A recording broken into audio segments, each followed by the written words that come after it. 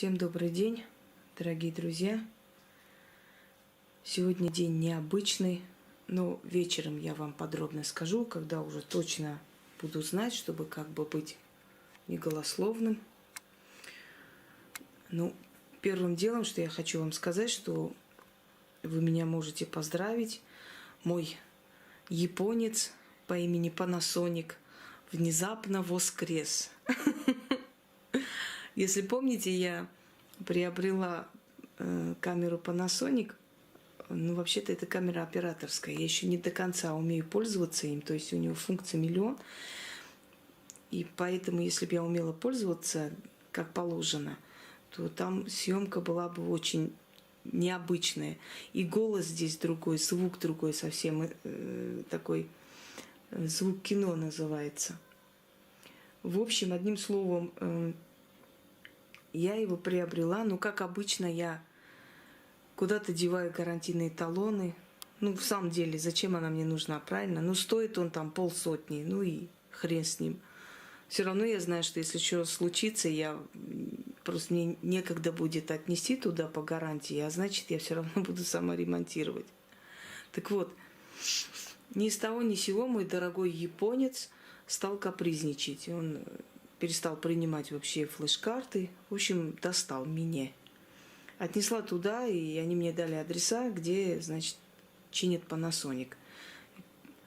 Вот до Нового года это случилось. Я дала себе слово после Нового года отвезти.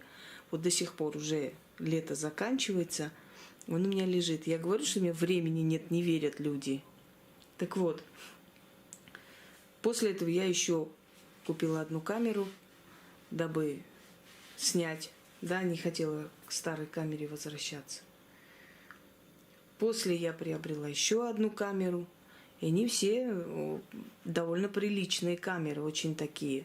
Особенно вот эта маленькая, которая для подводных съемок, как он там называется, не помню. Но так вот редко привозят даже в Москву такие камеры. Но почему-то вот самая удобная вот мне вот эта камера, хотя она тяжелая, но изображение, звук вот настолько яркое, что не передать, ни с чем не сравнить. Так вот, я на днях что-то вот так сгрустнула, думаю, этот Panasonic надо отвезти, он мне нравился, но вот съемка его очень не подходит. И вот как-то после этих всех ритуалов, благополучия, удачи вытаскиваю, а он снимает, он такой живехенький, ничего с ним не случилось, хотя целый месяц пыталась, я не могла понять, я отвезла туда, и мастера смотрели, как бы не раскрывали, но в любом случае они тоже не поняли, в чем причина, что он так выплевывает флешки, в общем, не снимает и не хочет, и все тут. А тут он, видимо, отлежался, не знаю, как уж сказать, или фортуна моя решила, что хочет эту камеру для себя. Собственно говоря, он воскрес. Так что вот теперь буду снимать им, периодически по-разному. В любом случае, отличный звук и передача, как бы, яркости тоже хорошая. Дорогие друзья, вот этот ритуал, который я вам хочу сейчас подарить, я придумала в 19 лет, где-то так. Конечно, я немножко сейчас добавила, улучшила, украсила, скажем так, поскольку тогда мне было 19 лет, мне сейчас, естественно, 37. Понятное дело, что интеллект того времени этого отличается, поэтому, естественно, я сейчас его улучшила на много раз. Но самое интересное, что идея-то очень разумно придуманная. Сейчас я вам объясню.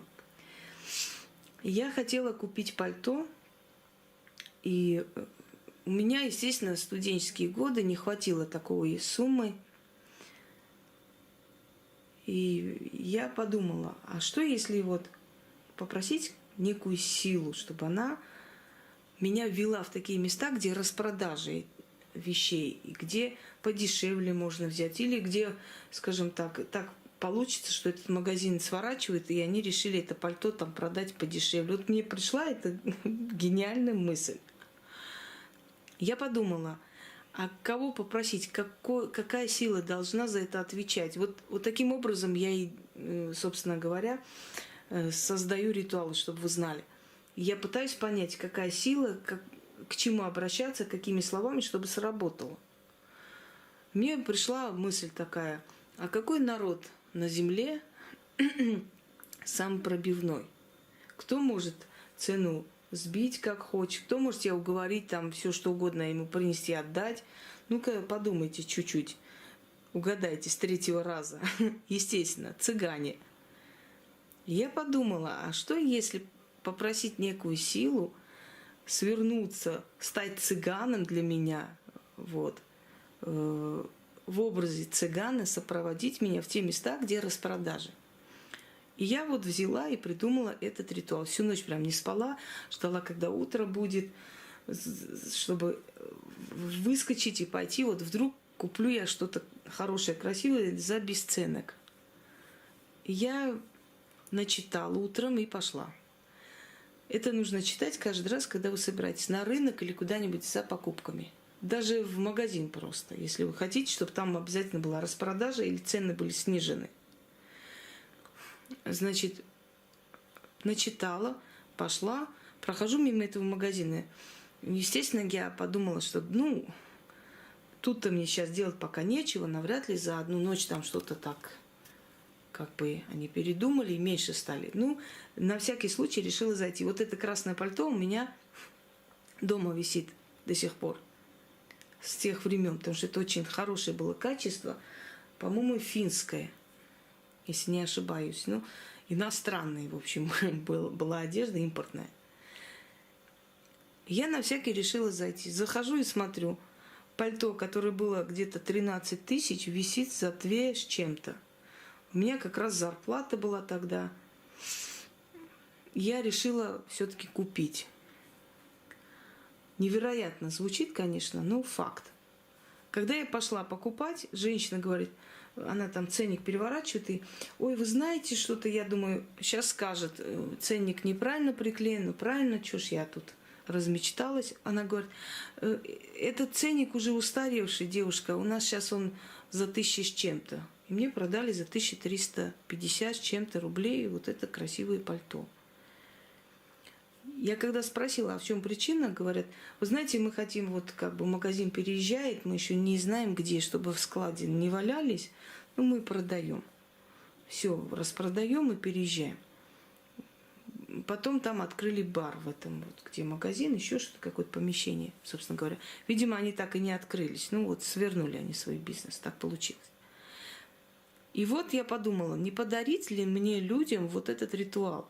Потому что много людей берут какую-то определенную сумму, идут что-то покупать детям или что-то, и еле-еле хватает на ту вещь, которую они хотят. А что, если сделать так, чтобы эти деньги, которые вы берете, чтобы их хватило на все, да еще и бы осталось? Чтобы вы попали в тот момент, где распродажи, какие-то подарки, какие-то акции, не знаю. Чтобы вы попали в такие моменты. Кстати говоря, отличный ритуал растянуть деньги. Я хочу вам сказать, что сколько тратится, такая же сумма вечером уже приходит. По крайней мере, у меня так. И у тех людей, которых я знаю, точно так же. Если не полностью, но какой-то процент из этой суммы возвращается сразу. Поэтому вот вам еще один отличный ритуал. Вот я доллары у меня в глазах, доллары. У нас у всех в глазах доллары, и так должно быть. Если человек не стремится жить хорошо, либо он душевно больной, либо у него с головой непорядок, согласны? Любой нормальный человек стремится жить хорошо. И если есть ритуалы, которые этому способствуют, это прекрасно и отлично. Так вот, дорогие друзья, вот я ложу иногда на свою фотографию и оставляю перед фортуной. И вы знаете, усиливается моя энергия, между прочим. Доллар, он вообще сильный по энергии купюра. И передают какую-то силу. В течение дня я чувствую себя очень хорошо. У меня дела идут хорошо. У меня есть настроение снимать ролики, что-то показывать. Так что вот еще одна рекомендация. Положите свое фото на алтарь фортуны. Потому что ведь вы просите, ведь ваше изображение перед ее алтарем, а там гуляют духи удачи. А значит, видят вашу фотографию. Положите сверху деньги. Пусть они к вам притянутся. была такая детская игра, помните, мы разрезали свое фото, значит, приклеивали там рядом с королевскими особами, там, где машины, где дома и все такое. Доказанный факт, что дети, которые с детства такое любили, потом достигали больших успехов и огромных высот. То есть они добивались того, что в детстве они хотели интуитивно, приклеивая свою фотографию вот в такие красивые, в красивой такой обстановке.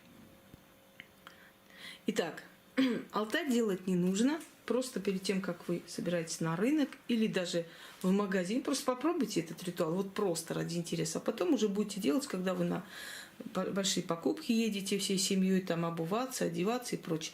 И у вас на все хватит, еще и останется. Вы придете домой и обалдеете от того, что вы должны были купить всего-то сапоги и не знаю еще чего, а тут купили и сапоги, и еду, и шапку, и сумку, и вам еще там скидку сделали, вам еще сверху брюки подарили. Вот. Дарю вам с барского плеча. Мой ритуал юности. Именно поэтому я на курсе нашем одевалась очень хорошо. Все думали, что я в бутиках одеваюсь, честно-причестно. А я на самом деле натыкалась на постоянные распродажи и покупала вещи просто за очень маленькие цены. Сейчас, конечно, я редко так делаю. Почему? Потому что я более взрослый человек, и мне хочется более дорогих и хороших вещей. Но иногда мне хочется, чтобы в магазине, конечно, уступали. И очень часто я попадаю в такие распродажи, когда, скажем, одну вещь тебе продают, вторую в подарок можешь взять и так далее. Итак, пожалуйста. Идет цыган на базар, ведет торг выгодный. Кто его вином угостит, кто пирожок даст на дорогу, кто в цене уступит, кто задарма отдаст. Все выгоды перед ним, все за бесценок. Получает, мало дает, да много берет. На одежду, еду и жизнь, на все хватает. Облачись, дух, в цыгана, доведи меня туда, где все за даром, где за бесценок, где распродажи, да подарки и дары, все базары и лавки дают то, что я хочу, за просто так. Каждый купец цену снижает. Мало даю, много беру. Моих денег на все хватает. Веди, цыган, меня туда, где все за даром, все задарма, все за просто так, за полцены. Одни дары да подарки, на все хватает. Мне денег, все, что я хочу, все забираю, заклинаю. Да будет так. Попробуйте и сохраните у себя этот ритуал, этот заговор маленький, как хотите. Но он настолько вас выведет из кризиса, что вы сами обалдеете. Потом сами скажете мне. Всем удачи!